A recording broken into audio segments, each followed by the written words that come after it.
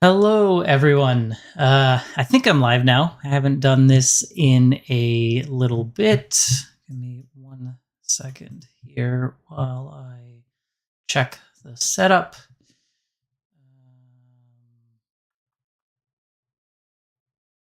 You're watching on the replay. Sorry about that.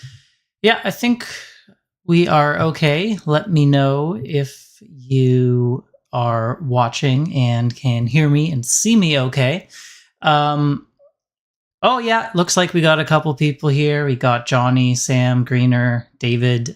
Thank you guys for tuning in. This was completely impromptu, not planned at all. Hey, not an exit. Thanks, David, for letting me know. So yeah, I wasn't too sure how many people would actually be able to tune in live.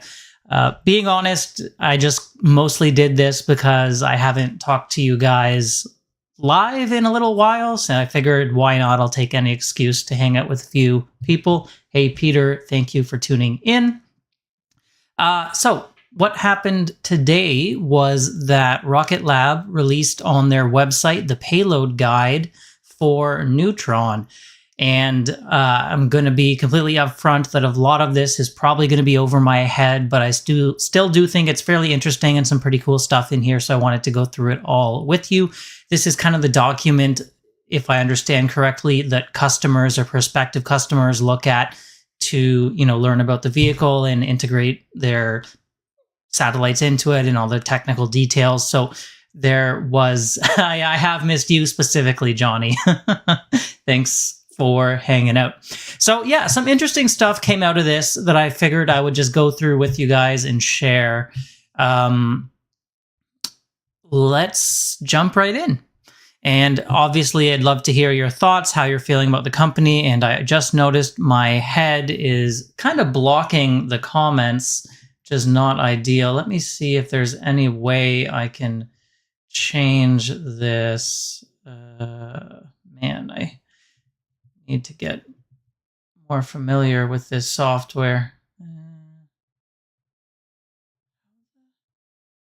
swear before I went live, everything was completely simple. And now, okay, here we go. I'm going to move myself to the other side. Maybe make myself a little bit smaller so we can see the chat a little bit. Okay, let's get going. So obviously a nice little diagram of Neutron here and table of contents. We'll skip through some of this. And yeah, some of this might be very technical and we'll skip through it, but some interesting stuff as well. So second stage is looking a little bit bigger to me since that original second stage. And developed for pre-contract mission planning, information data for mission design purposes. With Rocket Lab.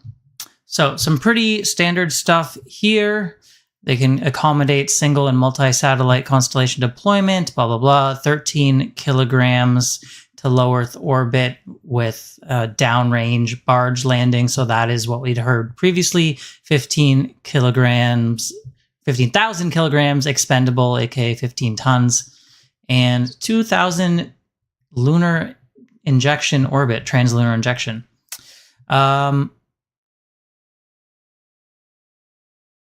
This is strange already. So this says 43 meters tall. And if you guys will recall, I'm glad you are enjoying it, Professor Quack. What a name. So if you guys remember, I tweeted previously, maybe you didn't see if you're not following me on Twitter, worth checking out because I do tweet stuff, a little quicker than I can obviously make a video on it. So we had this news from the most recent launch live stream where they showed a diagram saying 45 meters, where previously it was about 43 or 42.8 exactly. This number is 43. As opposed to what I thought was the new number 45. So that's a little strange. I have to assume 45 is the real number, and this is maybe not being updated. Hey, Mark, thank you for stopping by. Always appreciate it. Yeah, so basic stuff here about Neutron, 9 Archimedes engines first stage, and vacuum optimized Archimedes on the second stage. Yeah, let's continue on. So, payload adapter, second stage, 1 Archimedes engine, the captive fairings that stay attached, the 4 canards we've seen previously with the first stage. 42.6. This is strange. Yeah, so January 2025. Yeah, I don't know what to make of it at this point, to be honest. I guess we have 2 conflicting heights. We'll have to wait for some clarification on Rocket Lab. Let me know what you guys think is the real height. I was leaning towards it had been stretched, especially because that upper stage does look like it's bigger compared to the original version. Or are they, maybe it's just the legs. Yeah, maybe you're right, Brett. I didn't think they were going to, change it based on if the legs are retracted. Okay, so thermal protection system to release high heat of reentry. Yeah, we'll get on to some of the more interesting stuff here. Second stage is produced to be extremely mass efficient and cost optimized as it is expended in every launch and is capable of multiple relights for constellation deployment. So obviously if you have multiple payloads, you can, release one, then relight the engine and go to another orbit. And yeah, it is hung inside the rocket. So it's basically being pushed forward being pulled as opposed to being pushed from the bottom, which helps with the structural loads. At least that's my understanding. I've been doing my best to learn about this stuff because, I've always been a very casual fan, just like someone who would watch on YouTube like anyone else. But definitely wanting to learn more about it, especially as I do, have Rocket Lab become a bigger and bigger part of my overall stock portfolio. Pretty cool picture here. This one, I believe, is new. We haven't seen before. Little higher res of the second stage. Man, that engine nozzle is like the size of the entire tank in terms of length. A couple new Archimedes. I'm not going to go through all the specs on that. We did learn about Archimedes being 200 kilograms lighter recently. And yeah, once again, 42.8 height. So maybe it is just a matter of the legs being retracted or not. Maybe that's all it is. The 45 could have been much ado about nothing. Or this document's a little older. It's tough to say. Yeah, maybe LiveStream was wrong. That's unfortunate. I was kind of excited with the bigger size, to be honest. Well, potentially, I guess there's a couple schools of thought. I really thought it made sense because the second stage looked a little bigger, which means that the payload, if it's not stretched, the payload area would be less. And I was looking at some people talking online. They're saying we'll see the payload volume later on, but it looks like they can handle 2, maybe 3 bluebirds from AST, probably more likely 2. It would be nice to see 3, but yeah, we'll see. This is a nice new graphic we haven't seen before, showing the barge landing. Obviously, just a render. We haven't seen the barge yet. That's something else I would like to, see them starting to work on pretty soon. Obviously, Launch Complex is nearing completion. They did say on that live stream as well that the major infrastructure pieces are done and dusted, which I thought was very exciting and very bullish for the progress of Neutron. We kind of know about these mission profiles, the return to launch site versus barge. Expendable, I think they really won't want to do. I mean, someone would have to pay them a lot of money to expend a vehicle at this point. Well, maybe one of the early ones that they know they're going to iterate on, I guess they could consider expending. Anyway. Avionics, I don't think we're going to go into too much. Autonomous flight safety. Yeah, that will basically blow it up if it leaves where it's supposed to go. Yeah, the video, by the way, guys, I've also been told size doesn't matter, but, maybe she's just being nice. Peter did release a video, or I should say Rocket Lab released a video of Peter at the SmallSat Symposium that is definitely worth checking out. Kind of his thoughts on the overall space industry.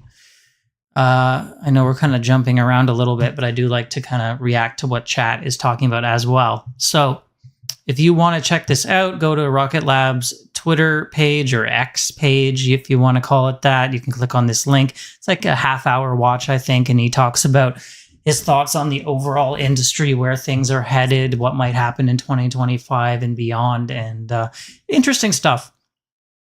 So continuing on, Neutron commercial missions are authorized by the FAA under Part 450 Launch and Re-entry License. I assume that's good. I thought we were still waiting on some licensing for them, so not too sure about that. Safety requirements, yeah, want to comply with NSSL because they really want to onboard on that this year, and I think they should be able to, for sure. Managing hazards, waivers, pricing. So I think we're talking 55 million, but they have a book my launch page now. So you can go on a website and book your own rocket launch if you have $55 million handy. Okay. Building on Electron, obviously. Modeling data accounts for low through high inclination orbits, sun synchronous orbits, high injection accuracy. Yeah, I mean, I just have so much confidence in this team executing, especially after all the history with Electron. But we're getting to something that's going to be very interesting, and that is down below, where Neutron is actually going to be in 2 separate pieces, which I think is extremely cool. Very modular design, where I think it'd be a lot easier to work with, and they can, pop a section in and out and work on maybe refurbing different sections if they have to. And that's not something that was ever revealed before, which is really interesting, but we'll get down to that. In terms, these are just some mass to orbit capabilities depending on inclinations, like 40-degree polar orbit, geostationary transfer orbit if you want to get to geo. So it looks like they can do 1.8 tons to geo versus obviously the 13 tons mid 40-degree inclination. Or if you want to do a polar orbit, which I think is a lot less uncommon, you can do 10 tons there. So return to launch site performance is obviously a lot less because they're coming all the way back to where they launched, whereas it's barge, they're landing, downrange in the direction that the rocket was headed. You should invite Sir Peter Beck on. I have done that. I've talked to Peter a couple times, not an exit. If you haven't seen it, I recommend you checking it out. It's always very exciting. He is actually quite a fun guy and a funny guy, which, got a great sense of humor and very humble. Just seems like a great guy. So if you haven't seen any of my interviews with him, I do recommend you check them out because you always learn something new. Yeah. So accuracy plus 1.5 degrees. Okay. So this is kind of the profile of the return to launch site burn, where you can see they're basically coming back where they launched from pretty much. Launch and landing, and then releasing the payload, versus this is the kind of downrange landing, where you can see why it would use less fuel because they have to do a quick sharp turn to come back. And whereas this one, they can just land it in the ocean downstream. The first launch is going to be a splashdown in the ocean, unfortunately. So, I mean, it makes sense. You don't want to destroy your expensive barge on a first landing attempt when they've never landed on a barge before. Always feels like a bit of a shame to see a massive rocket just go into the drink after one use, but it's, part of the bigger program. Yeah, When the Heavens Went on Sale is a great book, worth reading for any investor in the stock. I read that very early on when I started looking into Rocket Lab, and it's a great read by Ashley Vance. Okay, so we have the payload accommodations here. Not releasing second stage. No, they have to release second stage before the flip. You're right. I can't imagine this being true. I mean, I guess it could be. You could reorient it and then release, and then... I've never seen that before. I think whoever made this maybe... But I don't know. It's very specific with the red, right? I guess that's... Yeah. Fascinating. Huh. Whereas this one, for the downrange, you can see it's released before it turns around. So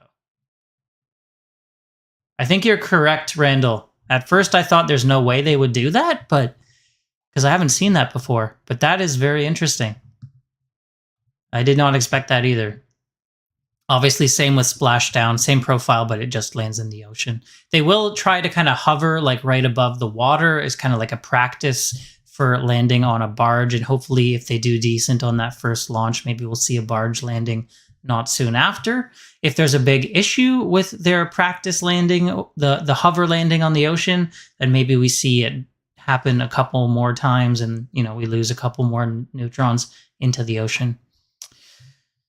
So, yeah, configurable across a range of mission requirements for dedicated launches with a prime and secondary payload, as well as multiple satellites on a single launch. So that Venus mission, if you guys remember, was originally going to be on a Electron, and we've heard it's now going to be on a Neutron. So I'm pretty positive it's going to be a secondary payload, which I kind of like, because say they sell a Neutron and then there's excess capacity and they can just throw their, you know, Venus probe payload on there and basically have the launch kind of paid for, as opposed to Electron, where that would be dedicated and you're just wasting an Electron on your own mission. So yeah, at first I was like, oh, really? A Neutron? Or we're not wasting a whole Neutron for Venus, right? But yeah, it makes a lot of sense. And, you know, they can relight that second stage engine. So hopefully that will give them even more performance. The release is before the flip, Brett says. I don't know, Brett. I mean, the release is definitely before the flip on this one. But this one, watch where the red is. So it hasn't released here, it's flipping, and then now we see it's like it releases during the flip maneuver. Because I assume where the red ends is kind of... Yeah, anyway. That's an interesting question to ask, maybe. Some new renders. Well, it wouldn't be a waste. Sorry, waste is the wrong word, but you wouldn't be getting paid for it. So if you can get paid for a Neutron and still launch your own mission, it's like almost a free launch. So that's even better. At least that was kind of what I meant. But you're right. Opens first, then releases, then closes. Look at fairing open. Okay. Continuing on, so payload accommodations up to 5.5 meters in diameter. Expanding fairing options are possible, so that's always interesting.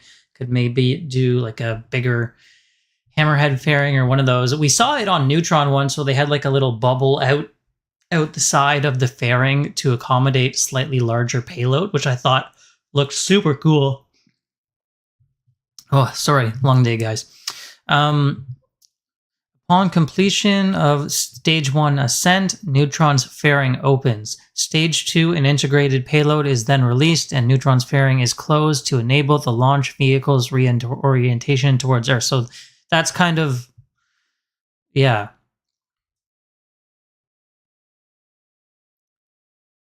Until... Yeah, okay. Upon completion... So this, again, supports the theory that maybe something is a little wonky with that diagram. And here, for the more technically... Oh, hey, Hustle Brothers. By the way, he also has a YouTube channel. Or they, I guess. There's two of you guys, right? Talking about Rocket Lab. Oh, hey, Danny. Thank you for tuning in. Good to see you. I mixed up launch with landing. Very possible. I trying to, you know... Check chat, read this, talk. You're right. I messed up launch with landing, guys. Thank you, Renius. Hey, Francisco. Thank you for coming by.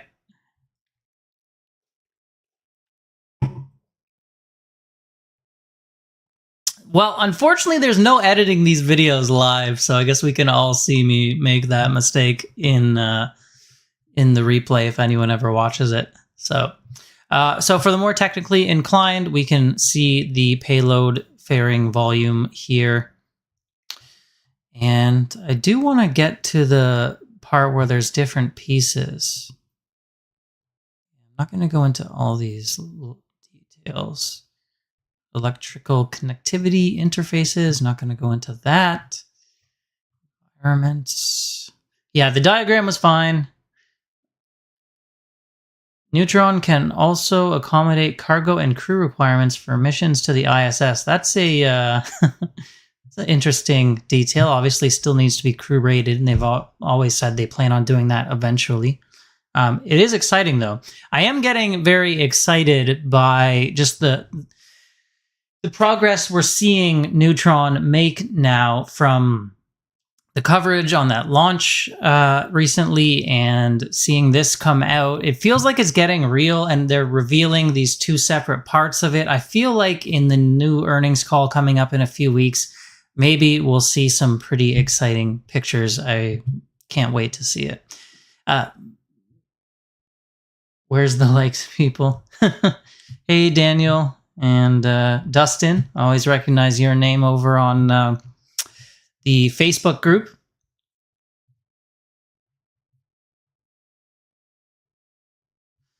Okay, continuing on.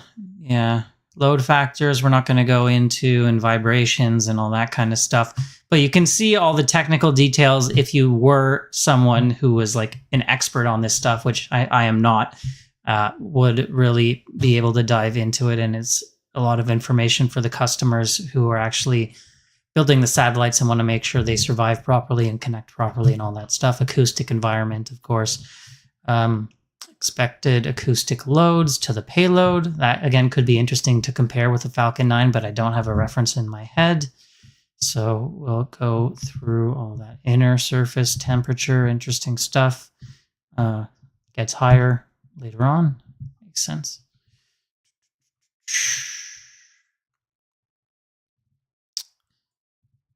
Radiated emissions, depressurization. Okay, facilities we'll go over briefly. So this was cool. We have a new render here from Rocket Lab of what the launch infrastructure is going to look like. And it's looking a lot like it looks now, to be honest. Not completely, right?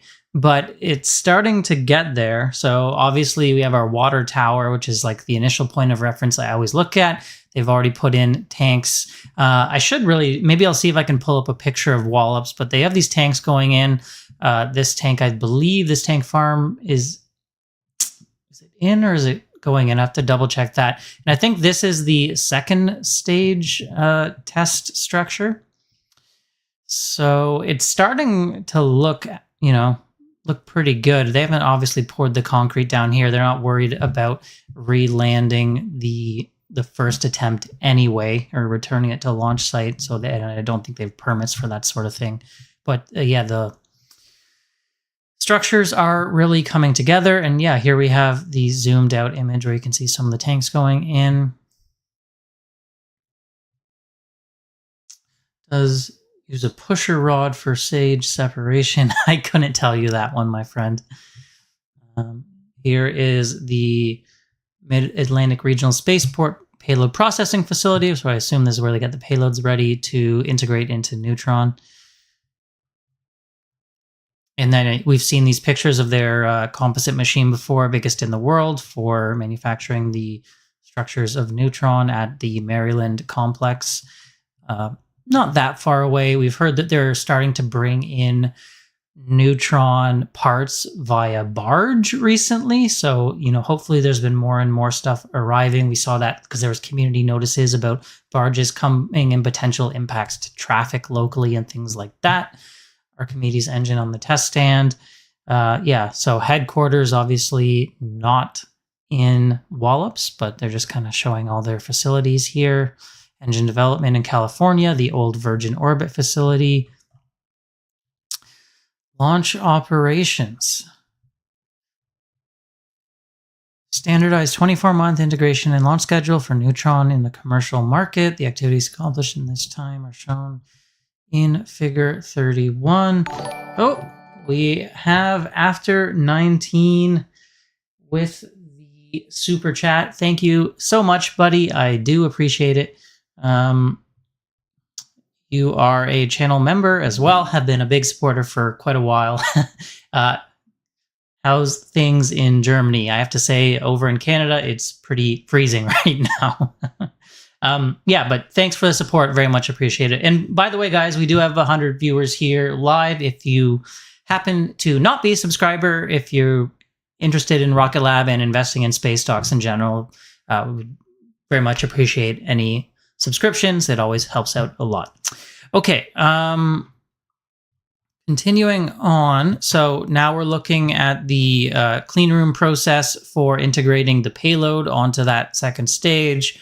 Not going to go into all the enclosure stuff, but this is the part that I found super fascinating right here that we never saw before. Okay, we have an upper module and a core module now, and we haven't seen this anywhere from Rocket Lab. So they'll put this upper module, take it over to the launch mount separately, and stick it on top of the core module. It's almost like a second stage, like when you see them drop the Starship second stage on top of the first stage, except it's not a second stage because it does stay with the first stage during the flight and return all the way back. So I could see this being super useful for, well, a lot of reasons, right? Just in terms of making things more workable, having smaller pieces and transporting them, and maybe you have like a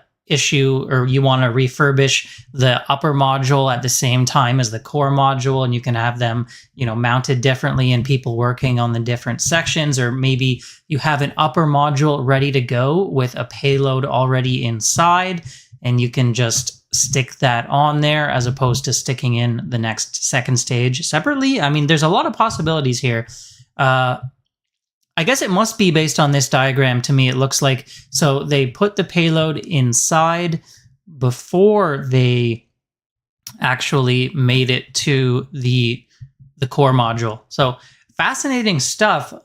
Kind of interested in the details of how this connects. And obviously I'm not an engineer, and in terms of just having the separate pieces, it must be fine. I mean, Starship does it right and it works fine, but just the structural piece, yeah, it is very interesting to me. I found this extremely exciting. Yeah, I thought it was always going to stay as one piece as well, Viking. Yeah. This is very different than I expected. It's interesting because it really makes you think about like all the stuff Rocket Lab has going on under the hood that we don't know about. And when I see stuff like this that I consider like so major, I didn't even know about Neutron. It's like, holy crap, like what else do they have cooking, I think it is a very cool design, something we, hadn't seen before. And once again, fueling up on the launch mount without like a separate strong back, or, it's not fueling that second stage separately. The fuel is all coming up through the rocket.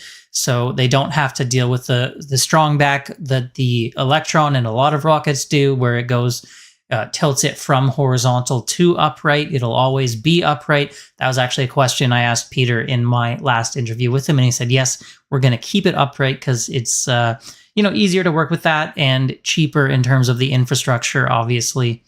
So yeah, that's kind of man of sand. How do they expect it to hold together if they can take the booster stage apart like that? I mean, it has been done before, right? Like, clearly it can work, because this is exactly how they put a second stage Starship on the first stage. They drop it on, attach them together, and it attaches and works fine. So I'm sure there's some like mechanical structural pieces in that mates the two together and holds them together. Obviously the bottom, the core module would be pushing that second upper module from the bottom. So you're never in a situation where the upper module is kind of carrying the loads, if that makes sense.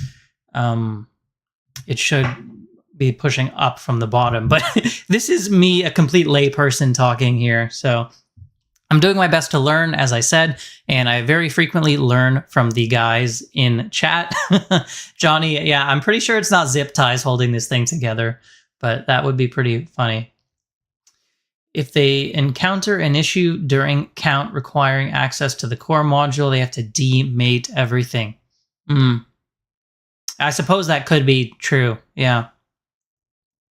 But yeah, I mean, I guess the other question is how much of a process and how much work is this mating procedure? If it's really quick, hopefully it's not that crazy amount of a big deal. But yeah, if it's like a really long procedure, then yeah, it could be annoying to have to do that, I suppose. I think it's a worthwhile trade-off, though, and clearly they do. And if there's one thing I'm confident in, it's that they know a hell of a lot more than I do.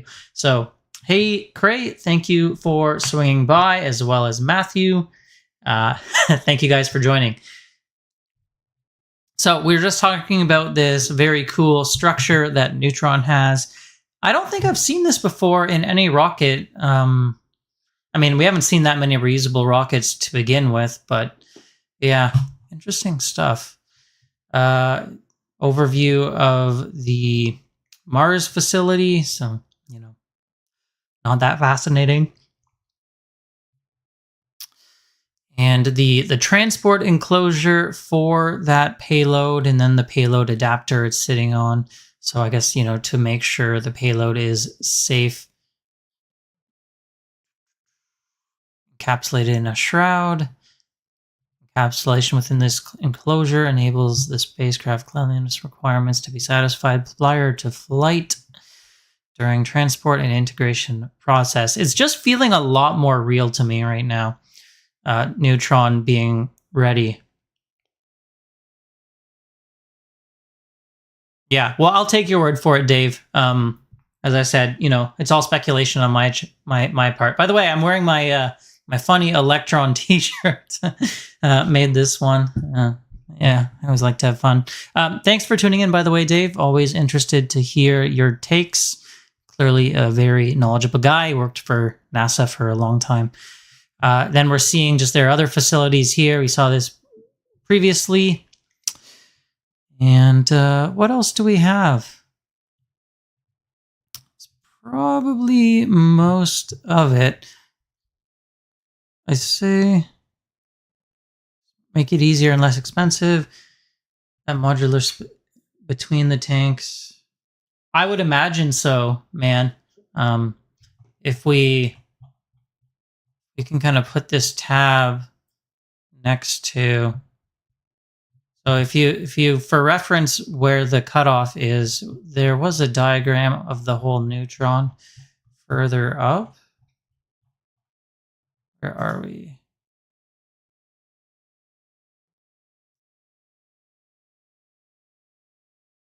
Or I can just go to that other tab from before. Okay, let's find that Neutron diagram. Sorry guys, bear with me here. So obviously, yeah, that's where we're looking for reference. And yeah, to me, it looks like it would be like right somewhere in here is where the core stage is set, or even maybe like right here. Yeah, maybe like right there. And then you have your second stage already inside. That would make the most sense. Ready to go. So I think that's probably where the cutoff would be. But of course, you guys, if we have any experts here, Captain D2 or Dave, can let me know what you guys think. Bottom. Yeah. Cool stuff. What else was I gonna share? Space Ghost.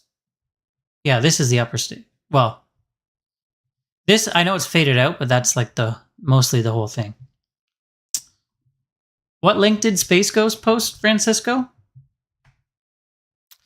By the way, since we're here and we're waiting, I figured I would just talk about this massive news by Spire Global. I know probably not too many Spire Global investors in the chat, but they are a pretty big Earth observation company, and they just had terrible news. So sorry to hear for any Spire Global investors. They were down when I checked 44% after hours. They had agreed to sell their maritime portion of their business previously, which was going to help them pay off all their debts and make the business more lean and focused, and really seemed like after several troubles, including issues with their CEO where they had to put in a new CEO and some issues with reporting and problems with the accounting and reporting, that I thought they were going to start to turn it around, but they're actually looking to be in big trouble if this deal doesn't go through. Obviously, we don't know. There's like maybe a chance a judge forces it through, kind of like they did to Elon with Twitter when he tried to back out of that deal. But yeah, the buyer seems to be trying to back out of this deal as well. They say that they met all closing conditions. The company refrained from finalizing the deal, and Spire is filing a complaint in the Delaware court. It's always Delaware. Basically wanting them to be declared in breach of contract. Spire has delayed filing its quarterly reports, and the company is actively restating its financial statements due to some issues previously. This failure to meet SEC filing deadlines has triggered non-compliance with NYSE listing standards, and Spire does not anticipate meeting the February 19th deadline for filing this overdue reports. So they're in discussions to try and extend that deadline. So lots of issues with Spire. Running out of cash a little bit. So this transaction was kind of going to be a bit of a lifeline for them. What do we have here? Yeah, they had, as of December 31st, $19.2 million in cash. This may be insufficient to cover their obligations if the transaction fails to close. So rough times for Spire Global investors.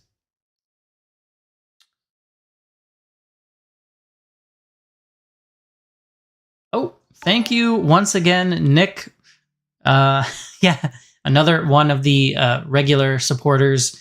Always seeing the super chats from you. Always very much appreciated. Thank you for tuning in and hanging out with us here as we talk Neutron. Yeah, let me know what you guys are thinking. Are you happy with this modular design? Do you think we're going to see the launch still happening, mid 2025? When we started the year, my prediction was October or November, I thought would be a more reasonable launch date, because you always do see delays with rockets. Not that I don't have confidence in the team, but I feel like things are looking pretty good. I wasn't expecting them to say the major infrastructure items for the launch pad were already complete so soon. So that's exciting as well, if you ask me. Did Francisco send me a link? Is it? I don't know. Are we just talking about the same? Probably shouldn't be showing my chats anyway. Yeah, I'm not sure what link you were referring to, Francisco, but you can let me know. And by the way, did you guys see this shot? Firefly Aerospace and their Blue Ghost rover did their trans-lunar injection burn, and they are headed to the moon. And we got this shot of Earth receding in the distance. I think it looks super amazing. David, you still think year-end earliest? That seems... Again, I was thinking October, November, but I'm not going to say you're crazy for thinking that. Certainly lots of rumors swirl. Everyone seems to know someone who works at Rocket Lab who says it's not going to happen mid-2025. I've heard that several times, and I never know how much to believe in these reports, because it's always just like, you know, some guy on Twitter, some guy on Stock Twits. So I don't really know what to do with that. Like, what do you guys take that stuff into account? Yeah, I mean, I'll be happy if it happens in 2025, obviously. They seem like they're mostly on schedule. I guess we can check this website, see if there's any updates on the timeline here to their animation. Yeah, 43 meters as well. So maybe that discrepancy of the 2 meters is just those landing legs sticking out. I guess that could be all it is. That's too bad though, because then we made such a big deal about it, talking about it the other day. So, okay, timeline. So stage 2 build, obviously done. Testing, we saw the videos of them exploding the tank. Archimedes engine build, hardware in the loop. Where are we? 2024. Stage 1 build. I still want to see like stage 1 coming together. What I'm really hoping for is in the earnings call, we see like stage 1, at least maybe one of those 2 sections fully complete. I think that'd be pretty cool, or at least assembled. Maybe not fully complete, but assembled. Or even both sections, that'd be amazing. We saw the AFP machine. They added that afterwards. Stage 2 build. So they're working on stage 2 qualification. Stage 1 qualification. We did see here in this picture, which I guess kind of was maybe a bit of a giveaway, that it just looks like half of the first stage. Launch Complex 3 construction complete is in progress, yellow, as well as regulatory approvals.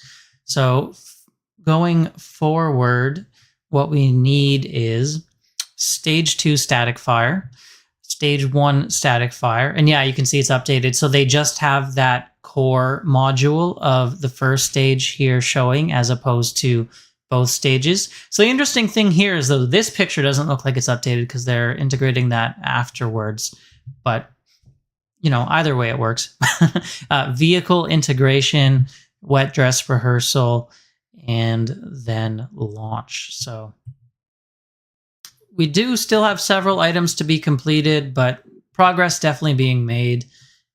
And hopefully we can start to see, you know, some of these items turning yellow in the near future. I'd imagine, well, we haven't seen a vacuum optimized Archimedes as of yet, so I would like to see maybe some of those. We have seen the structures, and yeah, it's coming together for the first stage. We've seen some structures on that. Yeah, stage 1 and stack and firing will be very exciting. I think that's most of the stuff I had to cover today. Again, I do recommend checking out the State of Space video if you didn't already on Rocket Lab's Twitter. The next launch was also scheduled for February 18th. That's coming up very soon after the previous launch, just like a week between the two. Ooh, this is a cool camera angle. I didn't actually see this one before. Yeah, let me know if there's anything else you guys want to talk about, but we did kind of go through that payload guide there. And I would say the biggest thing for me is that very original modular design they're now going for. And yeah, thank you once again to Nick. I am absolutely down for a party in Wallops for Neutron launch. As well as after 19, if you want to come from Germany, you are invited, as well as anyone else, I'd imagine. Could be a fun time.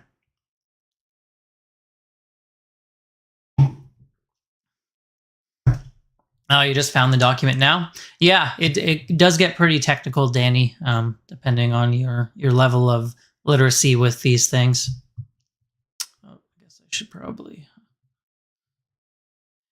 Any predictions for results just for fun? I mean, I was going to do like a Q4 earnings preview video, but I'm kind of thinking like maybe... Hey, Space Ghost, by the way, he is running the new Rocket Lab wiki, which is very helpful. Okay, so a couple things first. Predictions for the earnings. I'm just going to say 132 million in revenues. Margins probably a little stronger than they guided. I think the quarter was pretty good. We had highest ever launch cadence, which should result in increased margins because obviously more launches, higher cadence means better margins because you're amortizing your infrastructure costs across more launches. And they were already guiding for, pretty good revenues on the space system side. And space systems always just chugs along. We never really see a miss from them. So feeling good about the earnings. Obviously, they'll still be burning significant amounts of money. They did guide for even higher cash burn in Q4 than Q3 because they're investing so much in Neutron, which obviously you have to do when you're building a new rocket and should be worth it at the end of the day. It's just a period we have to get through of the cash burn. But I do generally find with stocks when they go from a cash burning company to a cash making company or cash flow positive company, generally a very big catalyst for stocks. I've seen it before with Tesla, with Palantir, with many others. So we should see them start to push towards profitability after Neutron's first flight as the R&D costs start to lower a little bit. And maybe sometime like, I don't know, they haven't said exactly, but maybe like 6 months to a year after that first Neutron flight, we start to get very close to profitability, which could be another exciting catalyst as well as that first launch as well. Yeah, hopefully nobody gets spooked by the spending. It's just kind of what you got to do when you're building a rocket. They're not cheap. For Lunar, I really just hope their lander is successful. I think it's go time. It's time to show up. I think we saw enough to be okay with how they did on IM-1. And for IM-2, I really want a soft landing. I want success and really to just prove out the CLIPS program and that it's working and that NASA, can rely on them and should expand it. But Lunar has a lot of things going for them. The price did go up quite a lot, but that NSSN contract, very big. And, they have a few more launches after IM-2. But really, to me, it's all eyes on IM-2. And everything for now is about success or failure. If there's a failure, I could see the stock crashing. If there's a success, I could see a big spike and then maybe a crash just because these things often happen. But it's definitely guaranteed volatility during that launch. So I hope you buckle up for the ride if you are a shareholder. Very cool company, though. Yeah, they did schedule that one launch last minute in the quarter, very short notice as well.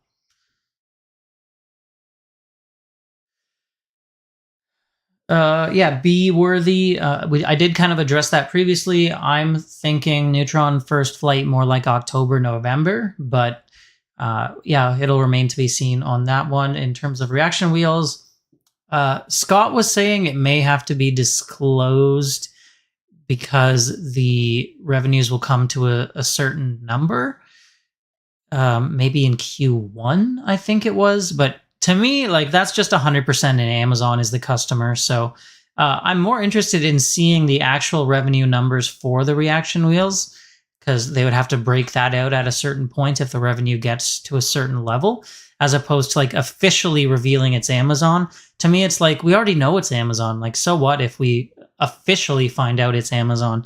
It's nice to have them as a customer, and maybe it's a little bit prestigious to be able to say, oh, look, we're working with Amazon. But I think we already know it. Any shareholders who are looking closely.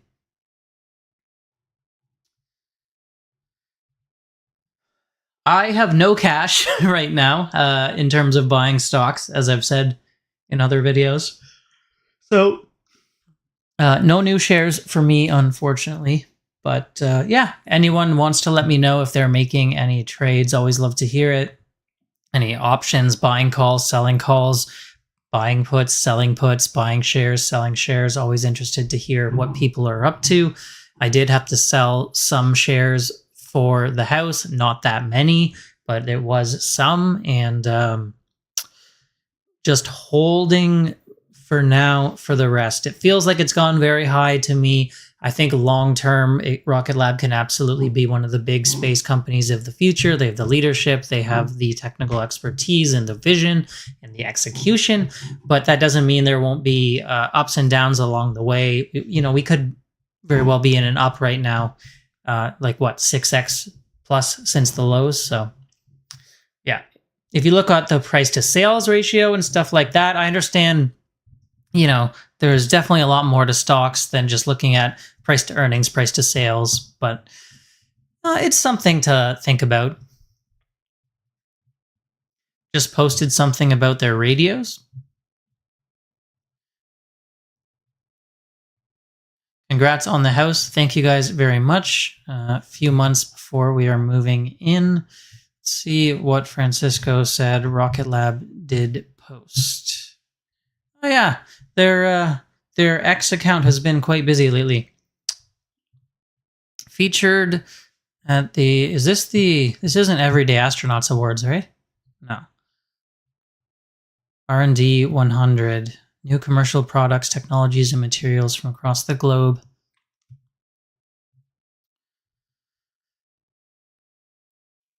Winner of the day for our co-developed Frontier X radio with, I think this was a university, right? Johns Hopkins? Yeah, Johns Hopkins APL Applied Physics Laboratory. And where was it? Yeah. Cool partnership. I always like when you see the companies partnering with the universities. So it's a high-speed X-band software-defined. I always like to see the software-defined. Telemetry, tracking, and control X-band radio design. So they do have some radios. Now, obviously, they don't have all the radios they need, because if you go to Rocket Lab SDA subcontractors and where they list out what subcontractors they selected, they still have some work to do in terms of vertically integrating some of those payload components. You can see Celsium Astro here, interesting company with providing a bunch of radio frequency communications payloads. And there was also Redwire was providing some antennas, I believe. Again, you know, still trying to learn about all the technical stuff here. So yeah, Redwire selected to provide antennas and RF hardware. So, you know, clearly if Rocket Lab was at the point where they were fully vertically integrated, they wouldn't need to subcontract this stuff out. But yeah, Mynaric is the one we're worried about right now in terms of going out of business and providing those optical laser communication nodes for the SDA satellites.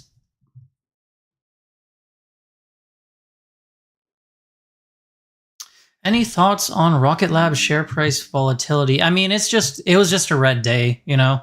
Everything kind of goes down. It's a volatile stock. It doesn't really faze me. I'd be more phased if we had an announcement that Neutron was delayed or something like that than a red day. We know Kozla has been selling some shares, I believe, which is well deserved. They're like one of the original investors way before Rocket Lab went public, so they're distributing to investors, which is what these funds have to do. You know, they have timelines where they need to provide returns. You can't just own things forever. So that didn't faze me either as well. Yeah, I mean, again, BJ, I think anything can happen on the short term. So that's why I'm a long-term investor, because playing short-term moves is so difficult and risky. I can tell you I don't see Rocket Lab missing estimates, because they like... Sorry, guys. I guess I'm just tired. They never miss estimates, basically, and by the time the earnings call comes around, they're already halfway through the quarter, so they generally have great visibility for the remainder of the quarter and what the numbers are going to be. So when they do provide guidance, you can generally count on it. So I'm not really worried about them missing on their earnings. Wow, very much appreciated, Wes. He gifted 5 subs. Amazing. Thank you, Wes. You gave yourself a membership. That actually reminds me, I think I can gift memberships too. So why don't I see if I can gift a membership to people who are currently here. I think it's random, so I can't decide who gets the gifted membership, but always fun to give out free stuff. If YouTube wants to pay for it, why not, right? Let's see if I can find the video.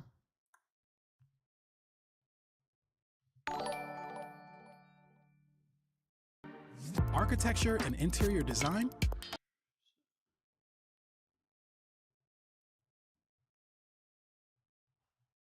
think it gives me the option of gifting. Maybe not. I thought it did when you live stream.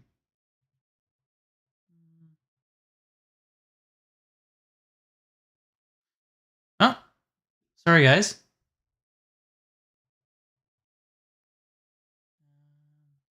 I guess I can't gift you guys any memberships. I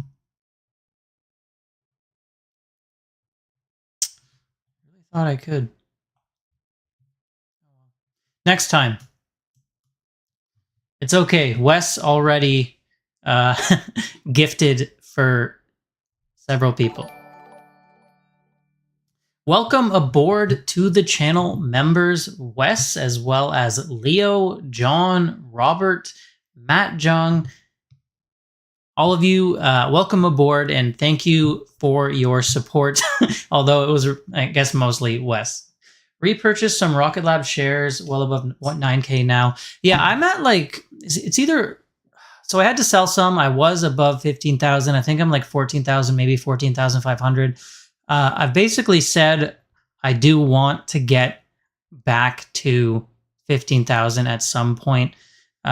Waiting for the down payment to be complete on the house and get some new capital. Hoping to buy on a bit more of a dip.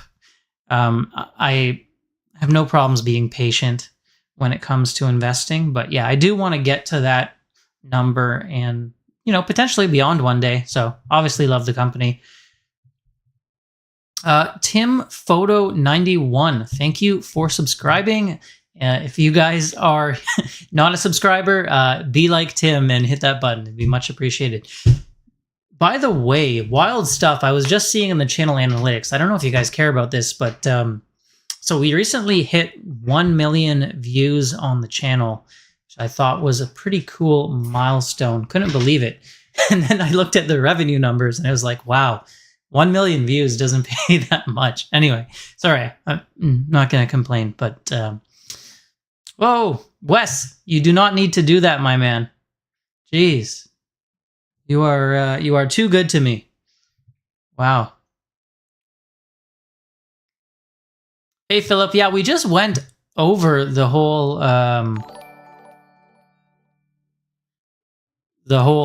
all that stuff. So I guess you missed some of it, but it's starting to look like there's a bit of a discrepancy on the heights.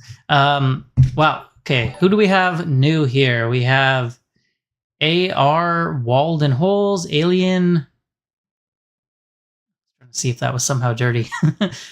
Gerardo, Kevin, Erwin, Robbie, Philip, Steven, and I Am Social. Welcome aboard. Wes, I hope you realize now I'm going to have to go and do the work of updating that little intro page with everyone's with everyone's name. So that's always a bit of extra work. Oh, wow. We have another super chat. Thank you very much to MB Dangus. That's quite an interesting name. Love the videos and streams on Rocket Lab and just space companies in general. Keep up the good work. Will do. Very much appreciated, you guys. Thank you for all the support. Yeah, that's why I keep doing it. A lot of fun, though. A lot of fun hanging out with you guys and talking. Yeah, so in terms of the payload document, I went through it all. It was pretty interesting. I don't know if you're talking about payload report that was like a month ago, or the more recent one that came out today. Be worthy. Yes, now you have the Peter Beck emoji. So congrats on that one. Space Ghost. Yes, you did dodge, but it's okay because you are contributing to the community by all your work on the wiki, which is a great resource for all of us. It's assigned to live stream more often. It is fun to live stream. That's kind of why I did it today. I was like, I don't know if there's really enough in this document for a full live stream, but hey, we've just been hanging out chatting for a full hour now, so it's pretty fun. Hey, Hacker Flavio, thank you for coming by. Yeah, Wes giving the gift of more work. That is maybe the worst part of my job, having to go through and update that graphic every time someone cancels or joins. And then I know I don't always stay on top of it, and maybe it's out of date by a month and someone signed up and then they don't see their name there for a few weeks. But yeah, sometimes you guys just got to bear with me because I'm busy with the day job, family, and house stuff and everything else as well. Thinking of dollar cost averaging your Rocket Lab position. So in terms of like, what's your, like adding more, I guess? Yeah, I mean, it's always a safe option. Yeah, no pain, no gain. Yeah, thank you again, Wes. So again, we did go through the full document and some pretty cool stuff in there. A pretty innovative and interesting design, if you ask me, for Neutron. Some new renders, including of the launch site, and starting to seem like it's looking like it's coming together. Seems like Neutron's getting a lot more real. I can tell you last year when Neutron was saying they were going to launch by the end of the year, it didn't feel as real as it does right now when Rocket Lab says Neutron's going to launch this year. So that's just me, though. Do I ever employ cash secured puts? Yes, sometimes. I haven't done it lately, but I was, especially back when Rocket Lab was low, I was selling $4 puts just regularly. Like I would sell them, they would expire. I would sell more, they would expire. I just keep collecting premiums, could use that money to, buy more shares. To me, at that time, $4 puts on Rocket Lab was just like stupid. It was just like free money, If I get put the stock, it's a win because I'm getting the stock at less than $4 a share when you include the premium. If I don't get put the stock, it's free money. Like it was just it was a no-brainer. Right now, cash secured puts at say 28 or something like that. It's a little bit of a different proposition. But yeah, covered calls is the risky one, right?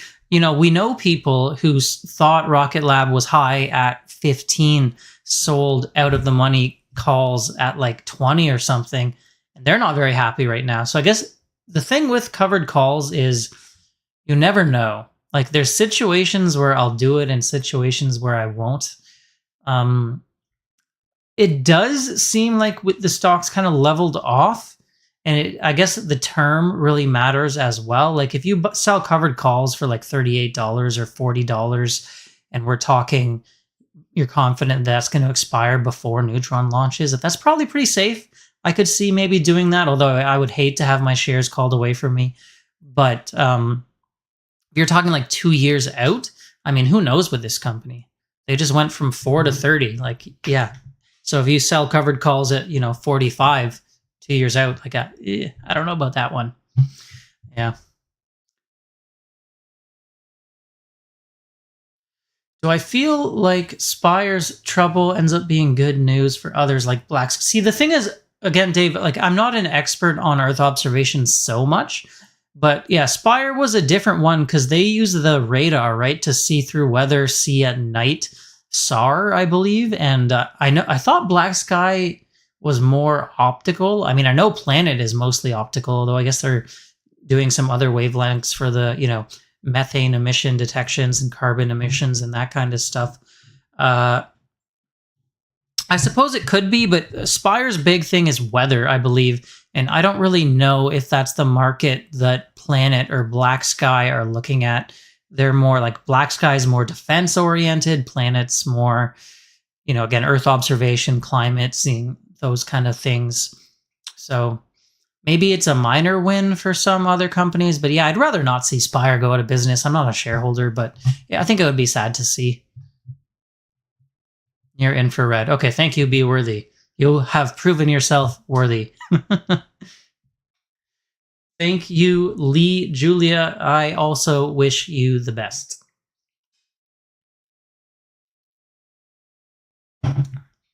So, pretty cool stuff. I am glad I was able to hang out with some of you guys live and chat in real time. Thinking of signing off soon. It's been over an hour now, and we've gone through all the news that I had in terms of Rocket Lab related anyway. Been through most of our predictions on launch dates and that kind of thing as well. Feel like Rocket Lab is going to face a lot of issues with payload delivery method with the opening of fairing. I don't see why, especially now that we have those two different modules. Payload delivery method with the opening of the fairing. I think the market has a yeah. We'll see. I think it's a wild card. I think launch is it's going to be a wild card. It's like Lunar with the IM2 mission. To me, that's a bit of a wild card right now. And when you hold those space companies, you know, anything can happen. So be careful with both puts and covered calls around events like a Neutron first launch or, you know, an Intuitive Machines landing attempt and stuff like that. But, you know, if it's a chance for volatility, and where there's volatility, there's often ways of making money with options. It all depends on your risk reward profile and like how comfortable you are with taking on huge amounts of risk. So we'll see when Neutron gets closer if I want to make any short-term trades with just a small amounts of fun money just for something to do, keep the adrenaline flowing and keep things fun. Not that I need any more, you know, to be invested in this launch, because I feel like, you know, I will be so stressed and on the edge of my seat on this launch, and I'm not even, you know, a Rocket Lab employee, but it's going to be amazing to see. Yes, man, I do think Peter is holding out hope for Mars sample return that the new administration will change their mind. I would say that's quite a long shot, but I guess you never know. Obviously, I would like if it did happen, but I would say it is a long shot. Thank you, buddy. You are my buddy as well. Always appreciate you guys tuning in. You know, when I don't see the chat scrolling by, especially early on when I started this channel and I would live stream, it would be kind of sad. It's like, am I just talking to myself here? Is anyone even watching? Is anyone out there? But now I see messages like yours, and I know I'm talking to people, and it's very cool. So hope you all have a great evening and a great rest of the week. Thank you so much for tuning in with me. Thank you, Wes and Nick, and who else? I don't want to miss people now since I started calling out people. MB Dangerous, Wes, of course, with the gifted subs, 15 of them. Extremely generous, Wes. Nick, as always, very generous. And After 19 got the party started with your super chat if you're still around. Thank you, everyone, for tuning in. I'll see you soon in the next video. Got an interesting interview coming up. We're talking with a retail shareholder who has over 140,000 shares in Rocket Lab. I think it's a pretty cool story. Managed to retire based on his Rocket Lab shares, and he's going to talk to us about that. So look out for that one coming soon. I will see you guys later.